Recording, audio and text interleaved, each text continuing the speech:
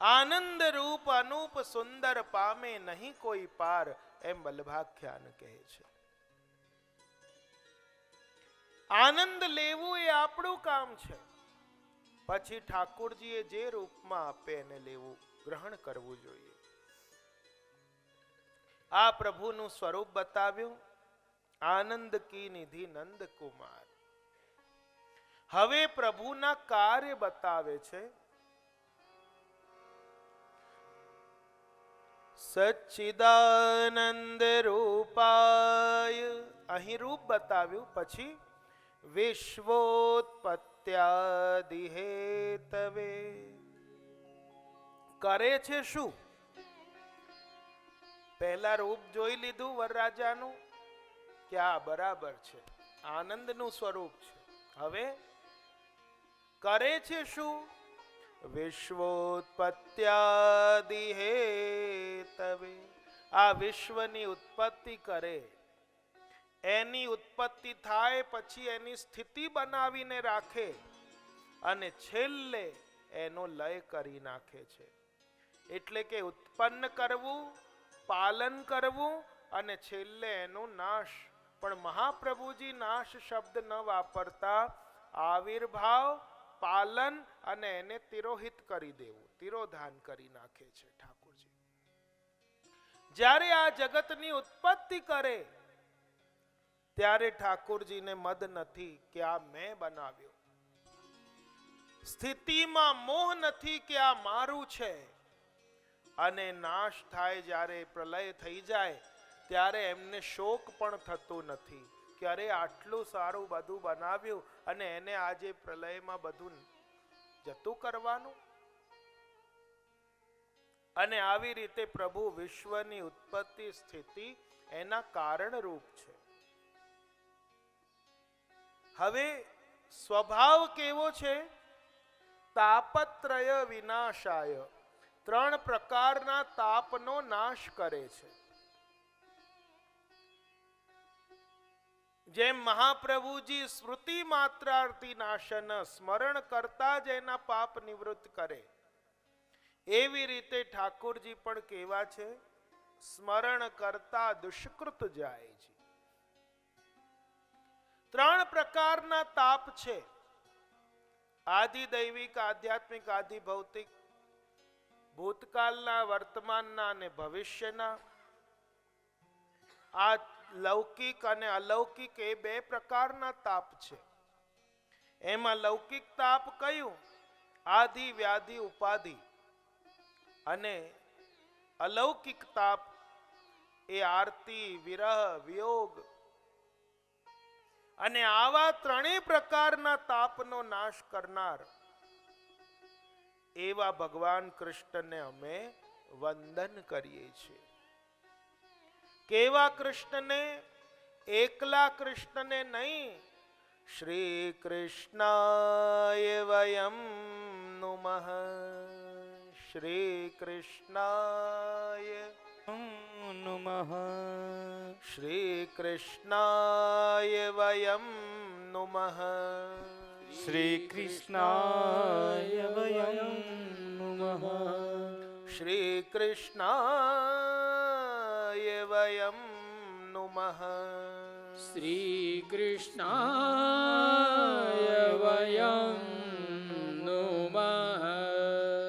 જો આખા શ્લોકમાં બ્રહ્મવાદ બતાવીને અને છેલ્લે શ્રી કૃષ્ણાય વયમ નુમઃ માં બતાવ્યો આપણને શરણાગતિ, અષ્ટાક્ષરનો ભાવ બતાવ્યો કે શ્રી કૃષ્ણ શરણમ મમ. એવી રીતે એકલા કૃષ્ણને નહીં, શ્રી સ્વામીજી સહિતના કૃષ્ણને વયમ એટલે કે એકલા વક્તા નથી કરતા મંગલાચરણ, પણ વંદન કોણ કોણ કરે છે? વક્તા અને શ્રોતા, એ બધા વક્તી અહીં વંદન કર્યા છે. વયમ અમે બધા મળીને આપને વંદન કરી રહ્યા છીએ. વયમ નુમઃ. તો અહીં અષ્ટાક્ષરનો ભાવ પણ બતાવ્યો. એ સ્વામીજી સહિતના કૃષ્ણને 3 વખત વંદન કરવા, મનસા, વાચા અને કર્મણા. જેમ મહાપ્રભુજીએ પણ યમનાષ્ટકમાં 3 વખત વંદન કર્યા છે યમુનાજીને. નમામિ યમનામહમ, નમોસ્તુ યમને સદા, અને નમત કૃષ્ણ તુર્ય પ્રિયા. 3 વખત વંદન કર્યા છે. કેમ એક વખત કરે તો ન ચાલે? પણ મનસા, મનથી, વાણીથી અને કર્મથી, એમ મનસા વાચા કર્મણા વંદન થાય. જ્યારે આપણે એ ત્રણેયનો સુભગ સમન્વય કરીને મનથી, બોલીને અને હાથ જોડીને કર્મથી, તો અહીં 32 અક્ષરમાં આપણને ભગવાનનો પરિચય આપ્યો કે અમારા વરરાજા આવા છે. હવે તમે વિવાહ એમની સાથે ભાગવતજીના માધ્યમથી કરો. બોલો કૃષ્ણ કનૈયા લાલ કી. બીજા શ્લોકમાં શુકદેવજીને વંદન કર્યા. યમ પ્રવ્રજંતમનુપેતમપેત કૃત્યમ દ્વૈપાયનો વિરહ કાતર આજુહાવ પુત્રેતિ તન્મયતયા તરવો અભિનેદુ સ્તમ સર્વભૂત હૃદયમ મુનિમાનતોસ્મિ. જેમનું પ્રાગટ્ય થયું છે અને આજે સંસારની મોહ માયા વળગી ન જાય માટે સંસારનો ત્યાગ કરીને વૈરાગ્ય દશામાં આજે શુકદેવજી મહારાજ નીકળી પડ્યા. અને એ વખતે પુત્રનો મોહ છે કે અરે પુત્ર ક્યાં જઈ રહ્યો છે, આ પુત્રના મોહથી વિરહત કાતર થયેલા વ્યાસજી પાછળ પાછળ જઈ રહ્યા છે. પુત્ર રોકાઈ જા, પુત્ર રોકાઈ જા. અને એ વખતે બ્રહ્મમાં તન્મય હોવાના કારણે શુકદેવજી એનો પ્રત્યુત્તર નથી આપી રહ્યા પિતાને, પણ કોણ આપી રહ્યું છે? એ વૃક્ષોએ એનો પડઘો પાડીને એ ઉત્તર આપ્યો. અને આજે એવા સર્વના હૃદયમાં સ્થિત મુનિઓમાં શ્રેષ્ઠ એવા શુકદેવજીને હું વંદન કરું છું. બોલો શુકદેવજી મહારાજ કી. અહીં નથી વર્ણન મહાત્મ્યમાં, પણ અનેક જગ્યાએ વર્ણન એવું મળે છે કે આ પાર્વતીજીને ખબર પડી કે મારા પતિ પાસે કોઈ અમર કથા છે અને જેના કારણે એ એક સ્વરૂપથી બિરાજે છે. મારે ઉમા, અંબિકા એ બધા રૂપ લઈ લઈને પાર્વતી વિવિધ રૂપથી સતી એવી રીતે આવવું પડે છે. શું છે એવું અમર તત્વ? અને હઠાગ્રહ કર્યો ને મહાદેવજીએ કહ્યું મારી પાસે ભગવાનની એવી દિવ્ય કથા છે, મને કહો. અને ત્યારે મહાદેવજીએ કહ્યું કે હું તને કથા કહીશ પણ એકાંતમાં જઈને કહીશ. અને એકાંતમાં લઈ ગયા. 3 વખત તાળી પાડી અને જે બી જીવ જંતુ મનુષ્ય બધાને ભગાડી મૂક્યા. અને એ વખતે શરત રાખી કે જો હું તને કથા કહીશ પણ એ ઠાકોરજીની લીલામાં એવું મન લાગી જશે કે ક્યાંક ધ્યાનમાં પણ જતો રહું હું, આંખો મીચાઈ જાય મારી, અને એ આંખો મીચીને હું એવો બ્રહ્માનંદમાં મગ્ન થઈ જઈશ કે જેથી મને ખબર નહીં રહે તું જાગે છે કે સૂતેલી છે. પણ સાક્ષી ભરવા માટે તારે વચ્ચે હુંકારા ભરવાના, હું હું હું કહેવાનો કે જેથી મને ખબર પડે કે તું વચ્ચે જાગે છે. અને આજે મહાદેવજીએ કથાનો પ્રારંભ કર્યો. થોડી વાર સાંભળી આપણી જેમ, અને પછી તો નિદ્રા દેવીએ એમના ઉપર આક્રમણ કર્યું. અને નિદ્રા દેવી આવી ગઈ અને એમને જોકું આવી ગયું. હવે જોકું એવું સરસ આવ્યું જે આજ સુધી આવી રહ્યું છે. એમાં તમારો વાંક નથી. આ તો એ પાર્વતીજીના સમયથી આવી રહ્યું છે કે તમે કેટલી ઊંઘની ગોળીઓ ગળો પણ ઊંઘ ના આવે. પણ કથામાં બેઠા નહીં કે એટલે તો વારે વારે વક્તાઓને જય બોલાવી પડે, બોલો કૃષ્ણ કનૈયા, એટલે પેલો એલર્ટ થાય, જાગે. અરે જેમ પહેલાના સમયમાં મિલો હતી, હવે તો બધી બંધ થઈ ગઈ, પણ મિલો અને એના માણસો જે હતા એમને એલર્ટ કરવા ભૂંગળા વાગતા હતા, જૂના બધાએ જોયા હશે.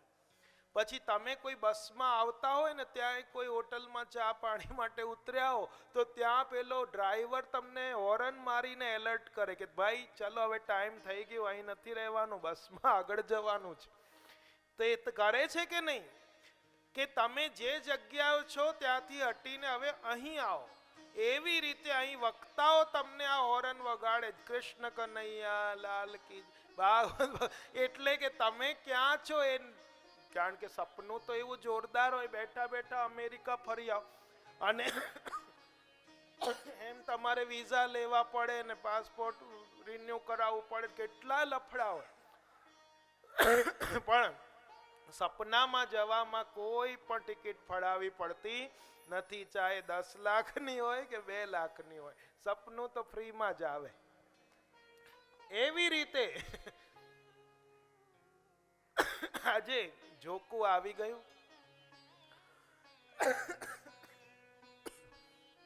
અને ત્યાં જ એક માળું હતું શુકનું, પોપટનું, એમાં ઈંડું ફોડીને તાજું બાળક જન્મેલું હતું અને પોતાની માની વાટ જોઈ રહ્યો હતો કે ક્યારે મારી માં ચણ લાવે અને હું ખાઉં. અને દૈવ ઈચ્છાથી આજે એવું થયું કે પાર્વતીજી તો સૂઈ ગયા, પણ પેલું બચ્ચું આવીને હુકારા ભરવા માંડ્યું, હું હું હું, એટલે મહાદેવજીને થયું કે આ જાગે છે. અને જ્યારે આંખો ખુલી જુએ છે તો આમને તો જોખો ઘસઘસાટ. નસકોરા નથી લખ્યું કે નસકોરા આયા, જે આપણને આવી પણ જાય છે, પણ એ નથી લખ્યું, પણ ઊંઘ આવી એમ લખ્યું છે કે ઊંઘ આવી.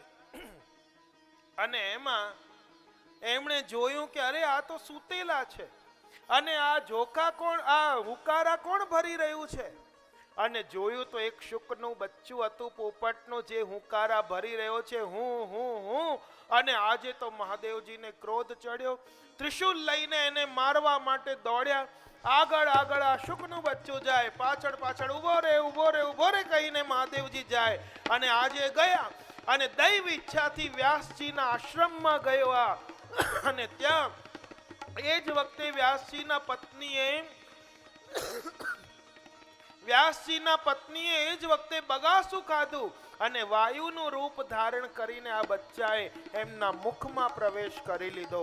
મારવા માટે આયા ત્યારે કહ્યું નહીં, આને ન મારશો, પણ આને આપ વરદાન આપો કે આપનું સ્વરૂપ બનીને જ મારે ત્યાં બાળક બનીને આવે, આપ જ આની અંદર બિરાજો. અને આ રીતે મહાદેવજીથી વરદાન લઈ લીધું. અને માટે શુકદેવજીને મહાદેવજીનું સ્વરૂપ પણ કહેવામાં આવે છે. એમની અંદર શિવાંશ છે. અને મહાપ્રભુજી તો કહે છે કે ભાગવતજીના વક્તા પરમ ભગવદીય હોવાથી મહાદેવજી જ હોઈ શકે, એ જ કહી શકે છે, કારણ કે ભગવાનના ભક્ત સિવાય બીજો કોઈ કથા કહી ન શકે. અને આપણને પણ જો આટલા મોટા મહાદેવજીની છત્ર છાયા મળી છે, કારણ કે પરમ ભક્ત છે. અને એવા પરમ ભક્ત છે કે શ્રીજી બાવાની રક્ષા માટે, જેમ નંદાલયમાં બધા દેવોને બેસાડ્યા હતા બાળકની રક્ષા માટે, એમ અહીં આપણે ત્યાં બાલ ભાવથી સેવા છે. અહીં જો ગણેશ ટેકરીમાં ગણેશજી છે, એક બાજુ માતાજી છે, એક બાજુ મહાદેવજી છે, બધા શ્રીજી સ્વરૂપની. માનો કે ઠાકોરજીને કોઈની રક્ષાની જરૂર નથી, પણ બાળકને રક્ષાની જરૂર છે, માટે એ ઠાકોરજી બિરાજે છે. અને આજે અહીં શ્રીનાથજીના હેલા છેક મહાદેવજીને જાય છે, અને ત્યાં ખબર પહોંચે છે. આજે ત્યાં ગોલ દેહરી છે શ્રીનાથજીમાં, જ્યાં તમે ભેટની લાઈનમાં ભેટ લગાવ કરો છો ત્યાં બેસીને મહાદેવજી સાંભળે છે કીર્તન. આજે કીર્તનિયાઓ તમે જોજો, અહીં એવી રીત છે અહીં કાકરોલીમાં કે ત્યાં કીર્તનિયાઓ રાજભોગમાં કીર્તન કરીને આવે, બહાર આવીને એક કડી ફરીથી ગાય છે જગમોહનમાં આવીને. તો આ કેમ? મેં પૂછ્યું હતું એક વખત કીર્તનિયાજીને, એમણે કહ્યું કે મહાદેવજી આ બહાર પૂછે છે અમને આવીને કે આજે ઠાકુરજીની સન્મુખ તમે કયું કીર્તન ગાયું, એ અમારે એક લીટી ગાવીને એમને સંભળાવી પડે છે. અને એ ભાવથી આજે શ્રીનાથજી તિલકની નીચે ત્રિપુંડ જેવી બાંક ધરે છે સોનાની. તમે જોજો ચિત્રજીમાં, એ મહાદેવજીના ભાવથી છે બાંક. આ પરમ ભક્ત છે. અને આજે આ રીતે જ્યારે 16 વર્ષ સુધી માતાના ગર્ભમાં રહ્યા અને ત્યારે પછી ક્યાંક સંસારની આસક્તિ ન લાગી જાય, કોઈ સંસ્કાર બાકી ન રહ્યા. 16 સંસ્કાર જીવના હોય એ 16 સંસ્કાર માનો ગર્ભમાં જ થઈ ગયા છે. વ્યાસજીએ કરાવી દીધા. અને આજે પુત્ર શોકમાં જઈ રહ્યા છે. અને જો સંસ્કૃતમાં નિયમ છે કે ઊંચેથી જે સ્વર બોલવામાં આવે એની સંધિ ન થાય દીર્ઘ સ્વરની, તો અહીં સંધિ કેમ કરી? પુત્રેતિ, પુત્ર ઇતિ. તો કહે છે અહીં ઊંચેથી નથી ઘાટા પાડી રહ્યા, ઓ પુત્ર રોકાઈ જા, ઓ પુત્ર રોકાઈ જા, એમ નહીં. પણ પુત્ર જઈ રહ્યો છે એનો એટલો બધો વિરહ હતો કે કંઠ ભરાઈ આવ્યું, હૃદય ગદગદિત થઈ ગયું. પુત્ર રોકાઈ જા, પુત્ર રોકાઈ જા. ત્યાં એમના અંદરથી આ ધ્વનિ નીકળી રહ્યો હતો. માટે અહીં સંધિ થઈ છે પુત્રેતિ. અને વારસો આપવો છે. જેમ લૌકિક પિતા પોતાના પુત્રને ખજાનાનો વારસો આપે, ધનનો વારસો આપે, એવી રીતે આમની પાસે જ્ઞાનનો વારસો છે. અને હું કોને આપું? માટે પાછળ જઈ રહ્યા છે. અને સુખદેવજી લૌકિક બાળક જેમ વાત વાતમાં હું ઘર છોડીને જતો રહીશ, ઘર છોડીને જતો રહીશ, એવી ધમકીઓ નથી આપીને ગયા કે ઘર છોડીને. આ ઘર છોડીને નથી ગયા, પણ વૈરાગ્ય દશામાં ગયા છે. માટે એમના માટે પ્રવજ્યા પદ વાપર્યો કે પ્રવજ્યા પદ એ મુનિના વિહાર માટે છે, કે આજે પોતાની સ્વેચ્છાથી નીકળ્યા છે. અને એવા સુખદેવજીને હું વંદન કરું છું. બોલો સુખદેવજી મહારાજ કી. ત્યારબાદ નૈમિષે સૂત માસીનમ અભિવ્યાજ્ય મહામતિમ કથામૃત રસા સ્વાદ કુશલઃ શૌનકો અબ્રવીત. કે નૈમિષ, આ નૈમિષારણ્ય ક્ષેત્રમાં એક વખતની વાત છે કે ભગવદ કથામૃતનું રસાસ્વાદન કરવામાં કુશળ એવા શૌનકજીએ નૈમિષારણ્ય ક્ષેત્રમાં બિરાજમાન સૂતજીને નમસ્કાર કરીને પૂછ્યું છે. શૌનકજીએ શું કહ્યું?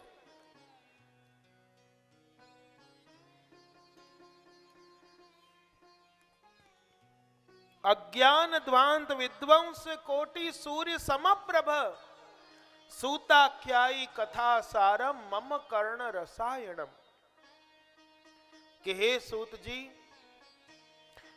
જેવી રીતે આ જગતના અંધકારનો નાશ કરવા માટે સૂર્યોદય થાય છે, સૂર્યના કિરણોથી જગતનો અંધકાર નાશ થાય છે, એવી રીતે અમારી અંદર અજ્ઞાન રૂપી અંધકાર ભરેલો છે.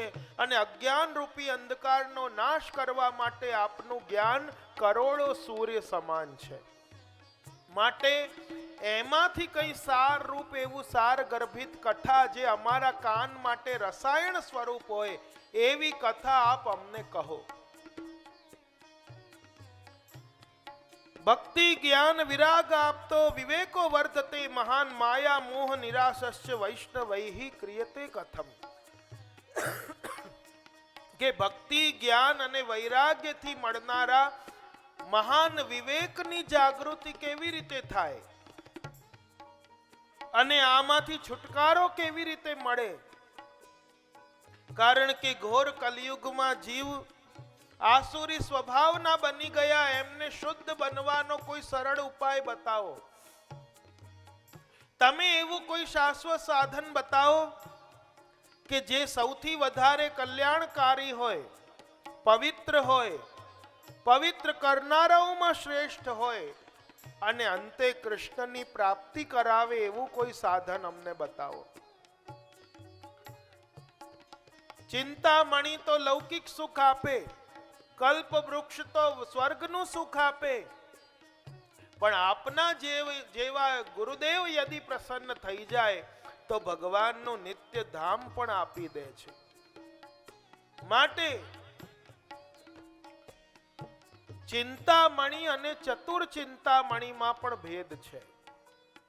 ચિંતામણી છે એ તમે જે માંગો એ આપી દે, પણ ચતુર ચિંતામણી કોને કહેવાય કે જે માંગો એ નહીં, આપણા માટે જે ઉપયોગી છે એ આપે. જેમ કે નાના છોકરાને તો ચપ્પાથી રમવામાં મજા આવતી હોય, પણ એ ચપ્પુ ખબર છે માને કે મારા બાળક માટે આ હિતકારી નથી, માટે લાફો મારીને પણ ચપ્પુ હાથમાંથી લઈ લેશે. તો આ રીતે ચતુર ચિંતામણી એ છે કે જીવને, છોકરાને લાગે મને આટલો આનંદ આવી રહ્યો છે ને માં કેમ મને મારી રહી છે, કારણ કે બાળકને આનંદ આવી રહ્યો છે પણ માને ખબર છે કે આના માટે આ હિતકારી નથી. એવી રીતે ચતુર ચિંતામણી એ છે કે આપણને ભલે લાગે આ મને જોઈએ, પણ ચતુર ચિંતામણી એવા ઠાકોરજી અને ગુરુદેવ છે કે જીવને આના માટે શું યોગ્ય છે અને શું યોગ્ય નથી એ જ આપે છે. આને આ આજ્ઞા આપી, મને આ આજ્ઞા ના આપી. આપણે નથી તુલના કરીએ કે મારી જોડે જ ગઈ હતી તો એને આપી, મને ના આપી. તો ત્યાં પણ આપણા સામર્થ્ય પ્રમાણે છે કે આનું સામર્થ્ય આટલામાં છે તો આ કરી શકશે, તું નથી કરી શકવાની માટે તને નથી આપી. અને આપણા ગુરુદેવ તો જે પણ માંગે ગુસાઈજી મહાપ્રભુજી એને આપે. વાર્તાજીમાં પ્રસંગ પહેલા ગોપાલપુર ગામના ધોબીનો આવે છે કે જે ધોબીએ માંગ્યું, ગુસાઈ શ્રીજી બાવાના એવા સુંદર વસ્ત્ર ધોતો હતો એ, અને એણે માંગ્યું, ગુસાઈજી પ્રસન્ન થઈને કઈ માંગવાનું કહ્યું કે માંગ. ત્યારે એણે શું માંગ્યું કે મારા બીજા જન્મમાં મારી પૂજા થાય, પ્રતિષ્ઠા થાય, મને મારી સેવા થાય એવું મને આપો. અને ગુસાઈજી કહ્યું આ માંગ્યું, ભક્તિ માંગવી જોઈએ. અને તથાસ્તુ કહ્યું. અને બીજા જન્મમાં કોઈ ગામમાં રાજાએ ઠાકોરજીની પ્રતિમા બનાવી, પ્રાણ પ્રતિષ્ઠા કરી અને એ ધોબી એમાં આવીને ઘૂસી ગયો. ગામના લોકો બધા પૂજા કરવા જાય, અરે રાજાના ઠાકોરજી છે, રાજાના ઠાકોરજી છે, અને ટોળા ને ટોળા જાય. બધા ગયા અને એ જ ગામમાં ચાચા હરિવંશજી પધાર્યા.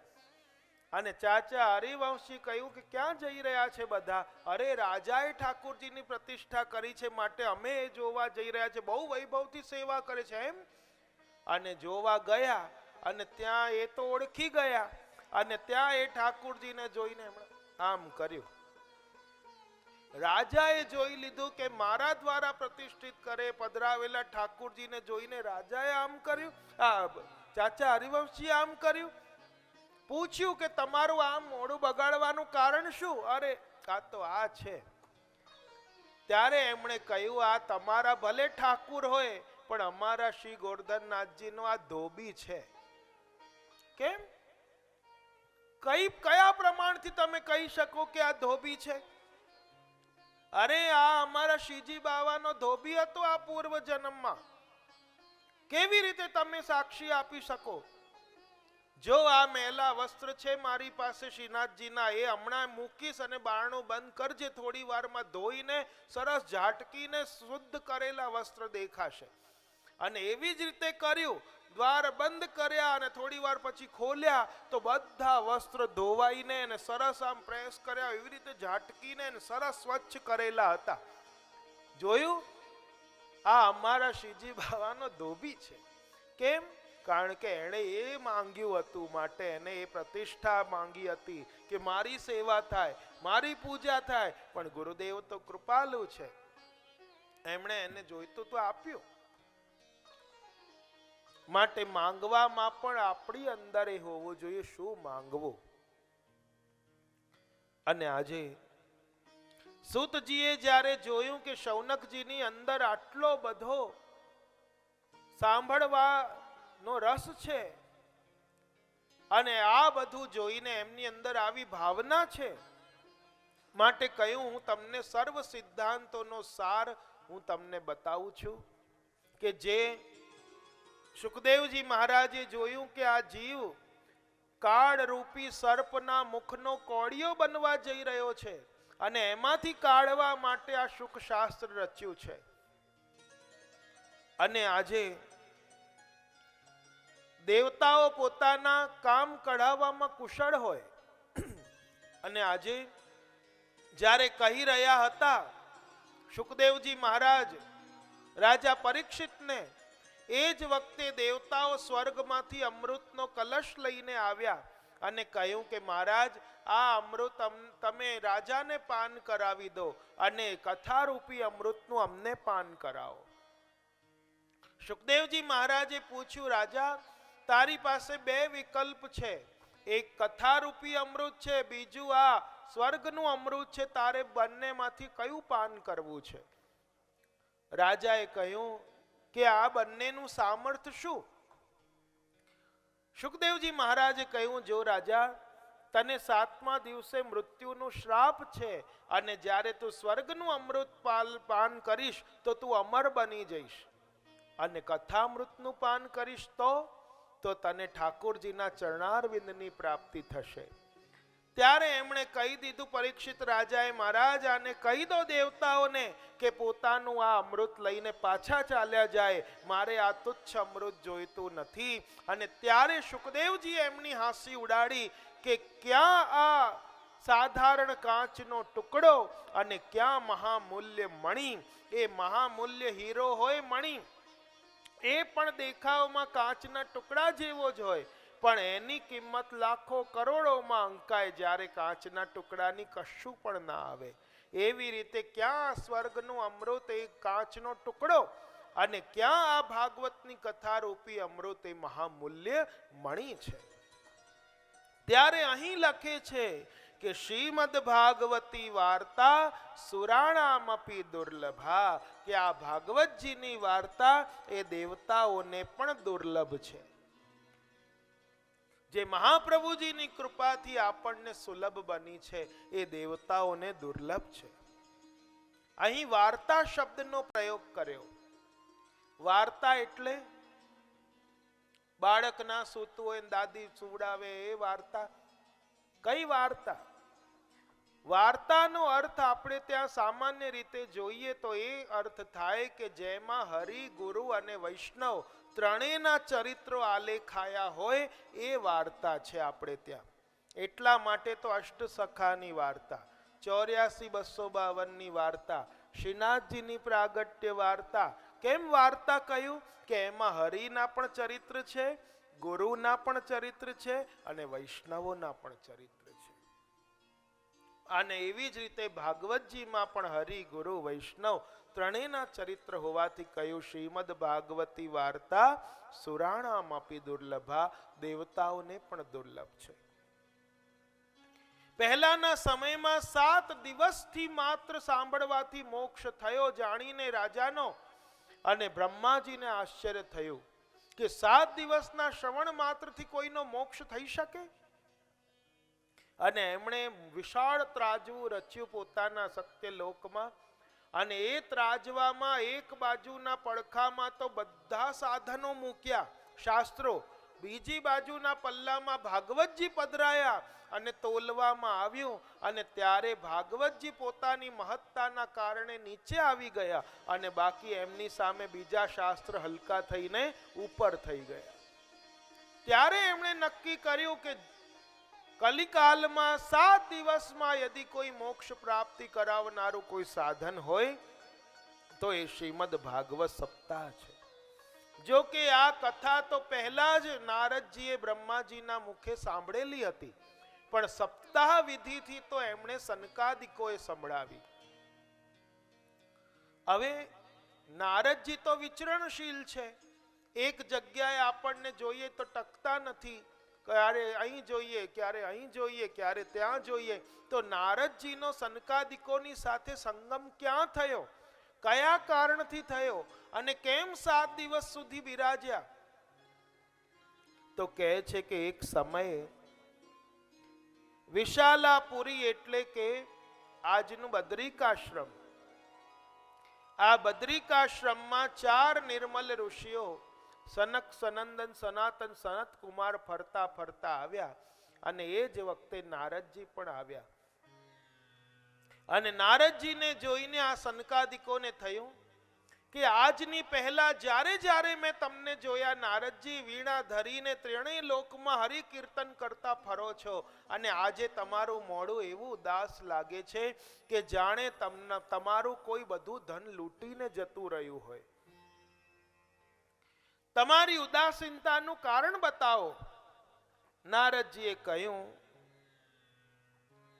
અહમ તુ પૃથ્વીમ યાતો જ્ઞાત્વા સર્વોત્તમામિતિ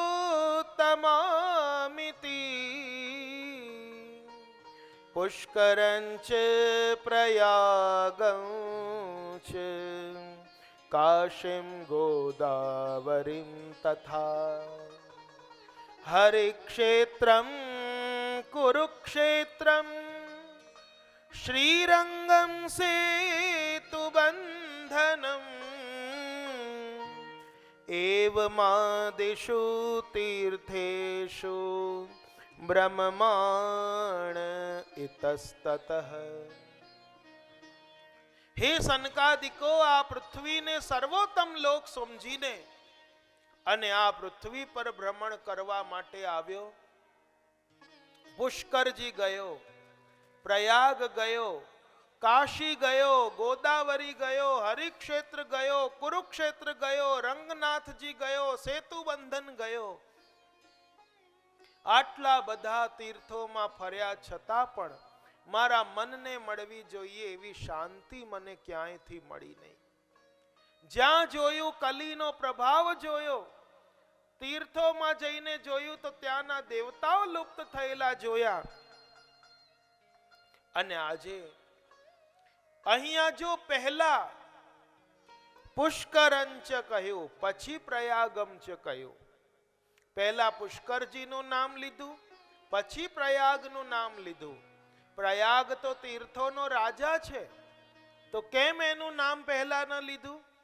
તો કહે છે કે ભલે પ્રયાગ તીર્થોનો રાજા છે, પણ પુષ્કરજી તીર્થોના આચાર્ય છે, માટે પહેલા આચાર્યનું નામ લેવું, પછી રાજાનું નામ લેવું, એવો વિવેક છે.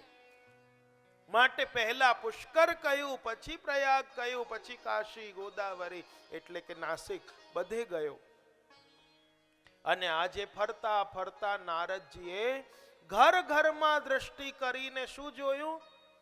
તરુણી પ્રભુતા ગેહે શ્યાલ કો બુદ્ધિદાયક. કે ઘર ઘરમાં મેં દ્રષ્ટિ કરી અને ઘર ઘરમાં જોયું તો ઘેર ઘેર સ્ત્રીઓનું રાજ્ય થઈ ગયું છે અને શાળાઓ સલાહકાર બની ગયા છે.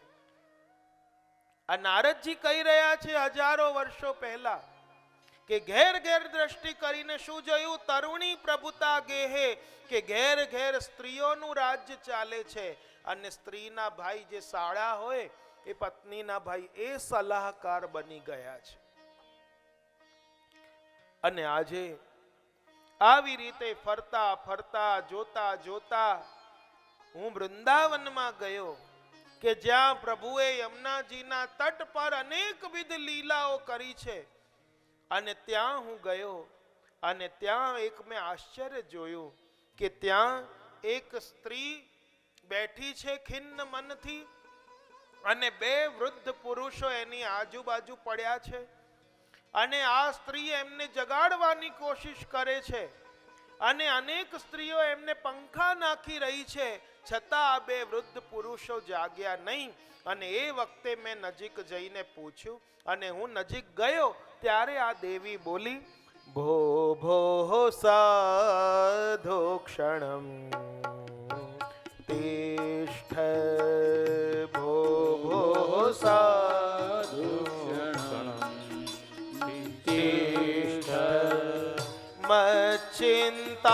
મચ્ચિંતામપિ નાશય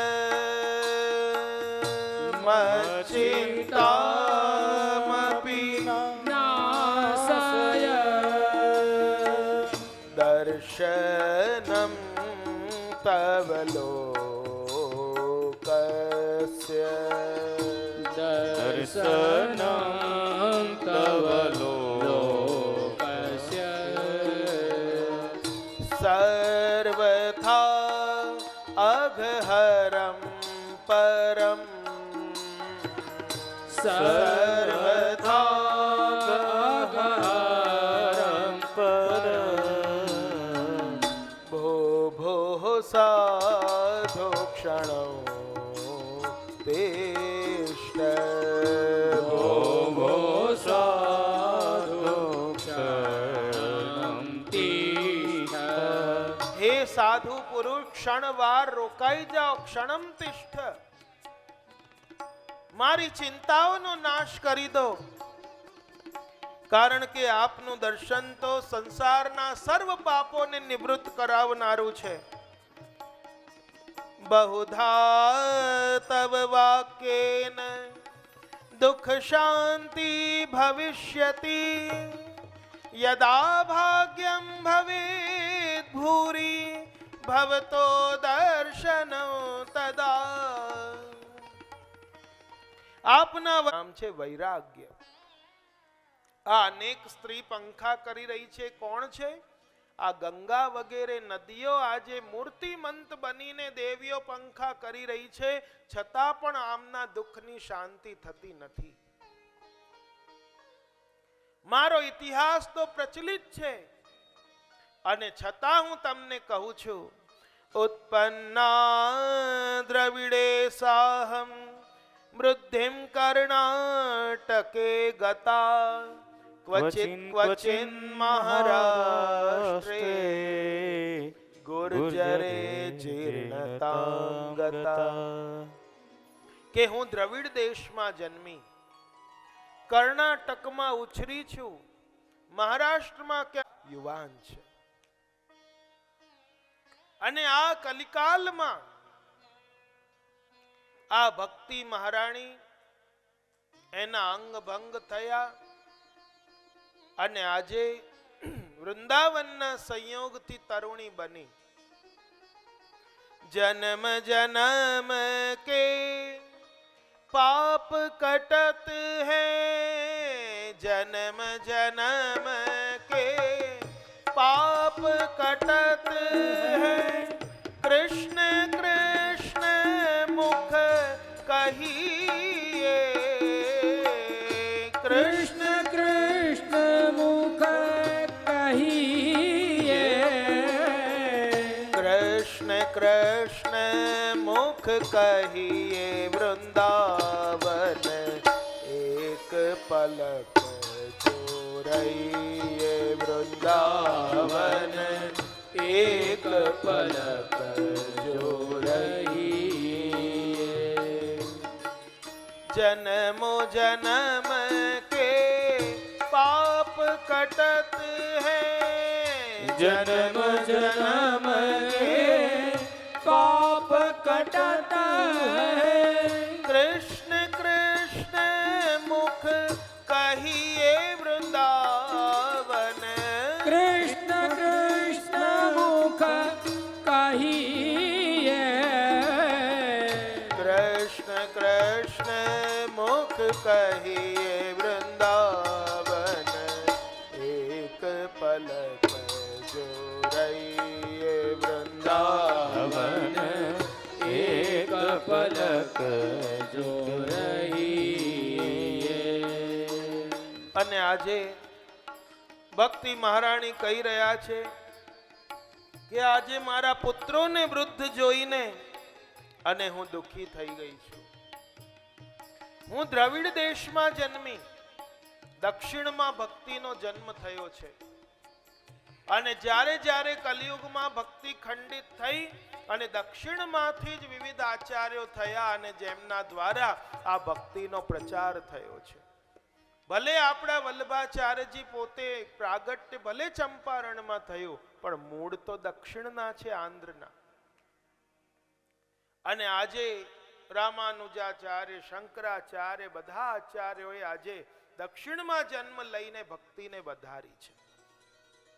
માટે કહ્યું દ્રવિડમાં જન્મી દક્ષિણ દેશમાં જન્મી. ને બીજો અર્થ શું થાય કે જ્યારે હૃદય દ્રવીભૂત થાય છે અને ત્યારે જ એવા દ્રવીભૂત હૃદયમાં ભક્તિનો જન્મ થાય છે. અને ક્યાં ઉછરી? કર્ણાટકમાં, એટલે કે કર્ણ પ્રદેશમાંથી સાંભળવાથી ભક્તિ વધે છે. આપણે કાનથી સાંભળીએ અને ભક્તિ વધે છે. ગુજરાતમાં ગળપણ ઘેરી વળ્યું, જીર્ણ શીર્ણ થઈ ગઈ. અને એનો અર્થ શું કે જેમ વૃદ્ધ અવસ્થામાં એક જગ્યાએ સ્થાયી માણસ થઈ જાય, એવી રીતે ભક્તિ માનો ગુજરાતમાં સ્થાયી થઈ ગઈ છે. આજે તમને જુઓ, જીર્ણ શીર્ણ એવી રીતે ચૂર ભળી ગઈ છે એમાં, ગુજરાતની રજમાં. અને એટલા માટે તો બીજા રાજ્યોના ભક્તિ કરતા ગુજરાતમાં તમે જો ભક્તિ બહુ વધારે છે. અને આજે કથાઓના પાંડાલો ભરેલા છે, એટલાય વક્તાઓ થયા છે. અને આજે તમે પણ જુઓ ગુજરાતમાં 6 વખત ગોસાઈજી પધાર્યા, ગોકુલનાથજી પધાર્યા, મહાપ્રભુજી પધાર્યા. કેટલા બધા બેઠક ગુજરાતમાં છે કે નહીં? અને આ આચાર્યોએ ભક્તિનો પ્રચાર કર્યો છે. અને આજે પુત્રોના કારણે દુઃખી થઈ. નારદજી કહે છે કે તું ચિંતા ન કર, હું તારા દુઃખનું કારણ શોધું છું. ને ધ્યાન ધર્યું અને જોયું કે આ દારૂણ કલિયુગ છે અને આમાં લોકો પાખંડી બન્યા છે. લોકોને ક્યાંય તમારું દર્શન થતું નથી. અને આજે કૃષ્ણચંદ્રના તમે સાક્ષાત પ્રિય છો. અને હે ભક્તિ મહારાણી, તમે જ ભગવાનને કહ્યું હતું કે હું શું કરું?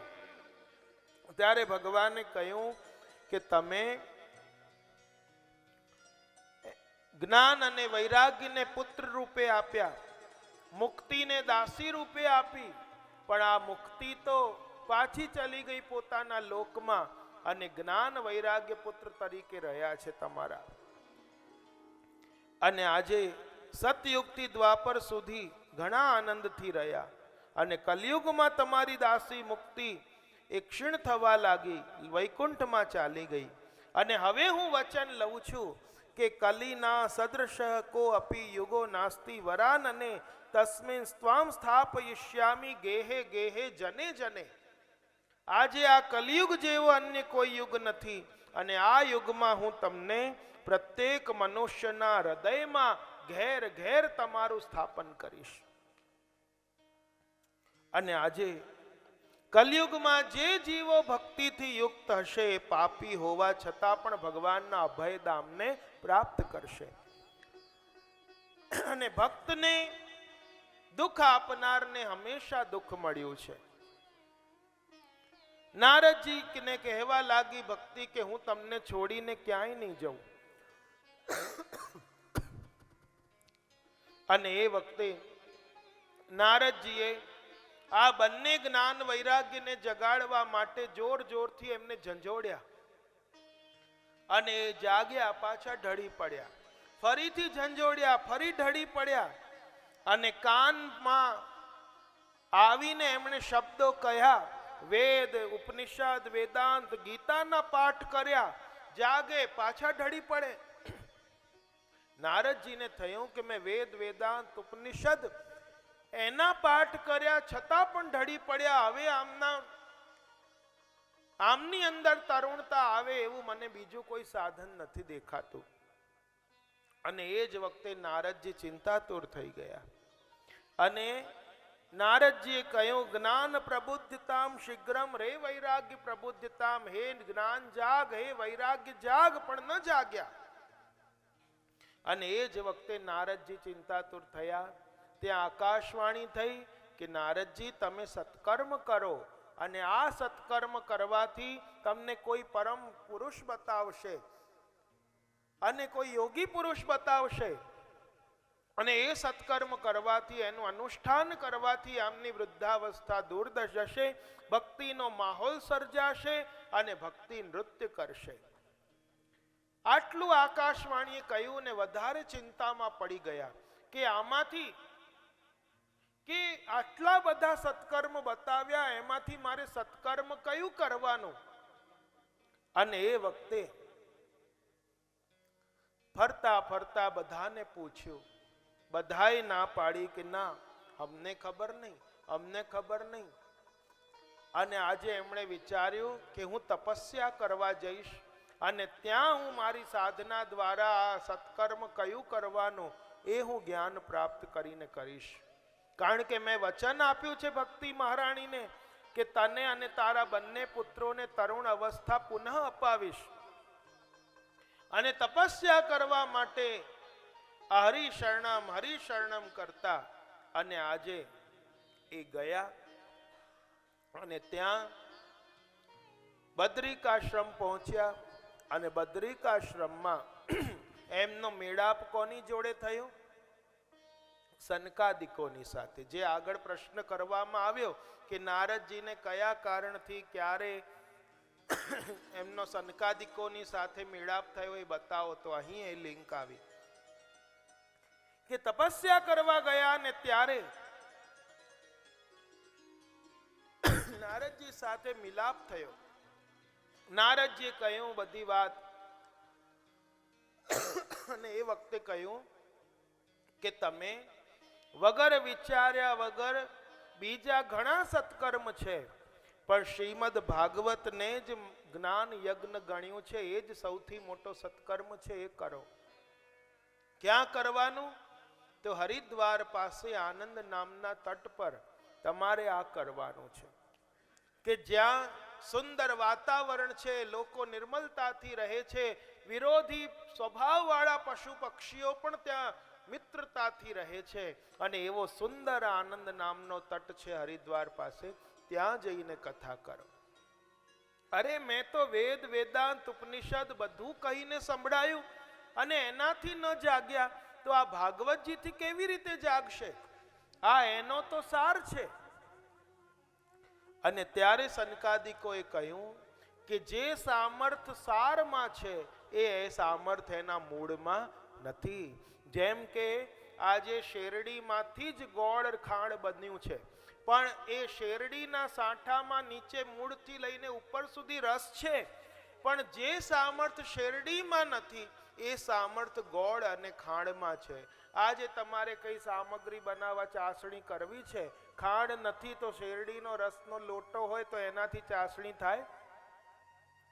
કે ચા બનાવી છે ને એમાં ખાંડ નથી તો ત્યાં ખાંડની જગ્યાએ એ નાખો, શેરડીનો રસ તો થાય? તો જે સામર્થ એના મૂળમાં નથી એ એના સારમાં છે. દૂધની અંદર ઘી રહેલું છે, પણ દૂધમાં જે સામર્થ નથી એ ઘીમાં છે. અને આંબાનો પણ આખો ઝાડ આંબાનો જ કહેવાય, પણ આંબાનો સ્વાદ લેવો હોય તો એનો સાર જે ફળ લટકે છે એમાં મળે. બાકી આંબાનો ઝાડ આખો આંબો છે તો તમે મૂળિયા ચાવો તો આંબાનો સ્વાદ આવે? એના થડના પોપડા ચાવો તો આવે કે પાંદડા ચાવી જાઓ તો આવે? પણ એ સ્વાદ તો ક્યાંથી આવે? એ આંબાના સાર એટલે કે ફળમાંથી આવે. એવી રીતે જે સામર્થ વેદ વેદાંત ઉપનિષદમાં નથી એ સામર્થ એના સારમાં છે. આ પરિપક્વ ગલિતમ ફલ આ ભાગવતજીમાં છે. માટે તમારે નિસંકોચ કરવાની. તમે ચાલો અનુષ્ઠાન કરો, હું પણ પાછળ પાછળ કથા કહેવા આવું છું. અને આજે નારદજી પધાર્યા. શ્રી કૃષ્ણ ગોવિંદ હરે મુરારે, હે નાથ નારાયણ વાસુદેવા. શ્રી કૃષ્ણ ગોવિંદ હરે મુરારી, હે નાથ નારાયણ વાસુદેવા. શ્રી કૃષ્ણ ગોવિંદ હરે મુરારે, હે નાથ નારાયણ વાસુદેવા. શ્રી કૃષ્ણ ગોવિંદ હરે મુરારી, હે નાથ નારાયણ વાસુદેવા. આ ભાગવતની કથા થવાની છે. ત્રણેય લોકમાં એના સમાચાર પહોંચ્યા અને ત્યાં ભૂલોક, દેવલોક, બ્રહ્મલોક, સત્યલોક બધા જગ્યાએ કે ગંગાજીના કિનારે કથા થઈ રહી છે અને મોટા મોટા દેવતાઓ, દેવીઓ, ઋષિઓ, પર્વતો, દંડક વગેરે વનો, હિમાલય વગેરે પર્વતો, ગંગા વગેરે નદીઓ, 17 પુરાણ, 6 શાસ્ત્ર અને મોટા મોટા ઋષિ મુનિઓ, પીપલાદ, યોગેશ્વર, પરશુરામ, દેવલ, દેવરાજ, ગૌતમ, ચ્યવન, શાકલ, વિશ્વામિત્ર, પરાશર, છાયાશુક, વ્યાસ બધા મોટા મોટા આ ઋષિ મુનિઓ પણ આવ્યા અને આજે મોટી ભીડ રચાઈ. શ્રી કૃષ્ણ ગોવિંદ હરે મુરારે, હે નાથ નારાયણ વાસુદેવા. શ્રી કૃષ્ણ ગોવિંદ હરે મુરારી, હે નાથ નારાયણ વાસુદેવા. હે નાથ નારાયણ વાસુદેવા. હે નાથ નારાયણ વાસુદેવા. હે નાથ નારાયણ વાસુદેવા. હે નાથ નારાયણ વાસુદેવા. શ્રી કૃષ્ણ ગોવિંદ હરે મુરારે, હે નાથ નારાયણ. શ્રી કૃષ્ણ ગોવિંદ હરે મુરારી, હે નાથ નારાયણ વાસુદેવા. હે નાથ નારાયણ વાસુદેવ. હે નાથ નારાયણ વાસુદેવા. અને આજે ચારે બાજુ જય જયકાર થવા માંડ્યો, શંખ ધ્વનિ વાગ્યો, પુષ્પ વૃષ્ટિ થઈ છે અને આજે જય જયકાર થઈ, નમસ્કાર થયા, શંખનાદ થયા, પુષ્પ વૃષ્ટિ થઈ. દેવતાઓ વિમાનમાં ચડીને આવ્યા કથા સાંભળવા માટે અને આજે બહુ મોટી ભીડ રચાઈ. સનકાદિકો વ્યાસાસન પર બિરાજ્યા અને આજે એમનું પૂજન થયું, વ્યાસ પૂજન થયું. કથા સાંભળવા માટે બધા તીર્થો મૂર્તિમંત થઈને આવ્યા. સત્સંગની મહિમા છે આ કે પૃથ્વી ઉપર ઘણા તીર્થો છે અને બધા તીર્થોની યાત્રા મનુષ્ય કદાચ ન પણ કરી શકે. સંપૂર્ણ તીર્થ નદીઓમાં જઈને સ્નાન ન પણ કરી શકે આજીવનમાં. તો સામર્થ હોય તો કરી પણ શકે, ન હોય તો ન પણ કરી શકે. પણ એવા જીવોએ શું કરવું? તો કહે છે કે જેનું સામર્થ ન હોય, જે જઈ ન શકતા હોય, સામર્થ પણ હોય પણ ભગવદ કૃપા ન થઈ હોય, તો એવા જીવોએ શું કરવું કે જ્યાં આવી રીતે ભાગવતની કથા સત્સંગ થાય છે ત્યાં જઈને બેસવાથી આ ભારત વર્ષના સમગ્ર તીર્થો, નદીઓના સ્નાનનું ત્યાંનું બધું પુણ્ય એમને મળી જાય છે. કારણ કે જ્યાં જ્યાં કથા થાય છે ત્યાં બધા તીર્થો પોતે સ્વયં આવીને બિરાજી જાય છે.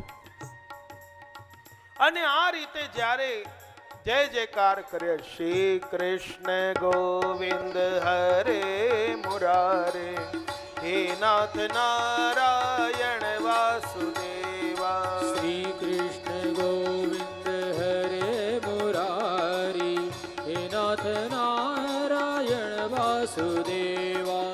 હે નાથ નારાયણ વાસુદેવા. હે નાથ નારાયણ વાસુદેવા. હે નાથ નારાયણ વાસુદેવા. હે નાથ નારાયણ વાસુદેવા. સદા સેવ્યા શ્રીમદ્ ભાગવતી કથા, યસ્યાઃ શ્રવણ માત્રેણ હરિશ્ચિત્તં સમાશ્રયે. હવે હું તમને આ ભાગવત શાસ્ત્રનો મહિમા કહું છું એમ સનકાદિકો કહી રહ્યા છે કે આ ભાગવતની કથાનું સદા સર્વદા આસ્વાદન કરવું જોઈએ. આના શ્રવણ માત્રથી હૃદયમાં હરિ આવીને બિરાજી જાય છે. આમાં શુકદેવજી રાજા પરીક્ષિતનો સંવાદ છે. 18,000 શ્લોક છે, 335 અધ્યાય છે, 12 સ્કંદ છે. અને જે ઘરમાં દરરોજ ભાગવતની કથા એટલે કે પાઠ થાય છે એ ઘર સદા માટે હંમેશા માટે એ તીર્થરૂપ બની જાય છે. અને એવા ઘરમાં રહેનારા જીવોના બધા પાપ આપમેળે નિવૃત્ત થઈ જાય છે. હજારો અશ્વમેઘ અને સેંકડો વાજપેયી યજ્ઞ પણ આ શુક શાસ્ત્રની તુલનામાં આવી શકતા નથી. અરે જે મનુષ્ય નિત્ય આનું પાઠ કરવું જોઈએ, પણ 18,000 શ્લોકનું પાઠ તો કેવી રીતે સંભવ બને? અને જો ન આ શક્યતા હોય તો એના એક સ્કંધનું પાઠ કરો. એક સ્કંદનું પણ શક્ય ન હોય તો એક અધ્યાયનું કરો. એક અધ્યાયનું પણ જો તમને શક્ય ન હોય તો એક શ્લોકનું કરો. એક શ્લોકનું પણ ન કરી શકો તો એમ કહે છે કે દરેક શ્લોકમાં 4 ટુકડા ચરણ હોય તો એક ટુકડાનો એક ચરણનો પણ પાઠ કરી લો તો પણ તમને ભાગવતજી તમારું કલ્યાણ કરે છે. આવી રીતે આ ભાગવતજીનું ખૂબ મહાત્મ્ય બતાવ્યું કે કરોડો જન્મોના પુણ્યોનો ઉદય થાય છે ત્યારે એને આ ભાગવત શાસ્ત્રની પ્રાપ્તિ થાય છે. અને આના સાંભળવામાં કોઈ દિવસો નથી અને હંમેશા સાંભળવું સારું છે. પણ આ જે કલિકાલ છે, રોગી જીવ થઈ ગયો, મંદભાગી થઈ ગયો, આળસુ થઈ ગયો, અભાગી થઈ ગયો અને એવા સમયમાં બુદ્ધિ અલ્પ થઈ ગઈ અને એવા સમયમાં કેવી રીતે આટલું મોટું સાંભળે? તો 7 દિવસમાં કોઈ વ્રત લઈને, કોઈ નિયમ લઈને એને પાઠ શ્રવણ કરે તો પણ ભાગવતજી સપ્તાહ વિધિથી શ્રવણ કરે એને નિશ્ચિત ફલ પ્રદાન કરે છે. અને જે ફલ યત ફલમ નાસ્તિ તપસાન યોગેન સમાધિના અનાયાસેન તત્ સર્વમ સપ્તાહ શ્રવણે લભેત, કે જે ફળ તપ યોગ સમાધિથી નથી મળતું એ ફળ એ સપ્તાહનું શ્રવણ કરવાથી મળી જાય છે. આ સાંભળીને પૂછ્યું શૌનકજીએ કે આટલું બધું મહાત્મ્ય ક્યાંથી વધી ગયું ભાગવતજીનું કે જે આટલા કરોડો અશ્વમેઘ યજ્ઞ, આ વાજપેયી યજ્ઞ જેની તુલનામાં ના આવી શકે? આટલું બધું મહાત્મ્ય ક્યાંથી આવી ગયું ભાગવતજીમાં? અને ત્યારે કહેવા માંડ્યા કે જે સમયે ભગવાન નિજધામ પધારવાની તૈયારી કરી રહ્યા હતા, ઉદ્ધવજી પધાર્યા અને ઉદ્ધવજી કહ્યું પ્રભુ આપ પધારશો, આ જીવ કોના શરણે કોના આશ્રય રહેશે? ત્યારે એમને ભાગવત ધર્મનો ઉપદેશ આપ્યો અને ભગવાને કહ્યું કે એની વ્યવસ્થા તો મેં પૂર્ણથી કરી રાખી છે પૂર્વમાં. અને આજે ભગવાને પધારતી વખતે પોતાનો દેહ તો રાખ્યો, એમાંથી તેજ પુંજ નીકળ્યો, પણ એ જ તેજ પુંજ નીકળીને શ્રીમદ ભાગવતજીમાં આવીને સમાઈ ગયો. માટે આ ભાગવતજી તેને યમ વાંગમયી મૂર્તિ પ્રત્યક્ષા વર્તતે હરેહે, આ સાક્ષાત ભગવાન કૃષ્ણની જ મૂર્તિ છે, એટલે કે સ્વરૂપ છે. માટે તે કછું ન સંદેહ ભાવથી ઠાકોરજી અને ભાગવતજીમાં કંઈ ભિન્ન નથી. અને જ્યારે આ રીતે મહાત્મ્ય કહી રહ્યા હતા ને ત્યાં ભક્તિ સુતૌ તૌ તરુણો ગૃહીત્વા પ્રેમૈક રૂપા સસા વિરાસે શ્રી કૃષ્ણ ગોવિંદ હરે મુરારે નાથેતિ નામાની મોહો વદંતે શ્રી કૃષ્ણ ગોવિંદ હરે મુરારી હે નાથ નારાયણ. અને આ રીતે ત્યાં ભક્તિ મહારાણી આજે પોતાના બંને પુત્ર તરુણ થઈ ગયા ભાગવતજીના પડઘાથી.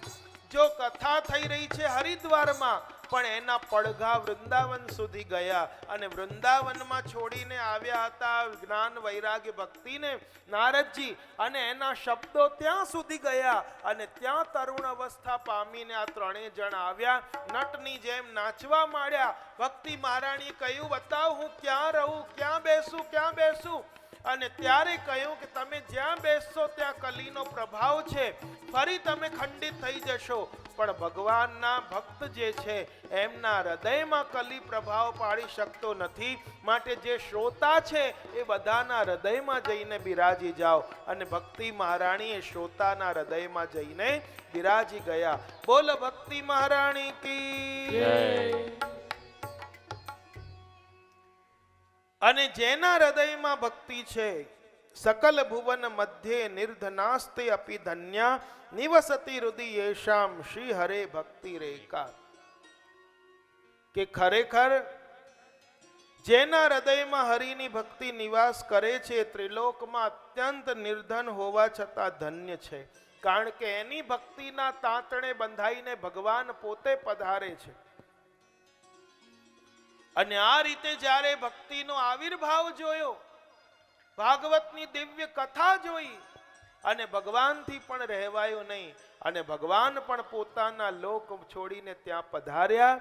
વનમાલી ઘનશ્યામ પીતવાસા મનોહર કાંચી કલાપ રુચિરો લસન મુકુટ કુંડલ લલિત ત્રિભંગ લલિતશ્ચારુ કૌસ્તુભેન વિરાજિત કોટિ મન્મથ લાવણ્યો હરિચંદન ચર્ચિત.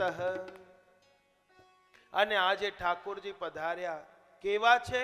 વનમાલી, વનમાલા ધારણ કરેલી છે, ઘનશ્યામ વર્ણના છે, પીત પીતાંબર ધારણ કર્યું છે, કિરીટ કુંડલ ધારણ કરેલા છે. એવા ભગવાન બધાની મધ્યમાં પધાર્યા. બોલો કૃષ્ણ કનૈયા લાલ કી જય. અને આવો ભક્તિનો આવિર્ભાવ જોયો. અને એ વખતે સનકાદિકોએ કહ્યું, અહીં નારદજીએ પૂછ્યું કે મને બતાવો કેવા કેવા જીવો આ ભાગવત કથાથી પુષ્ટ થાય છે.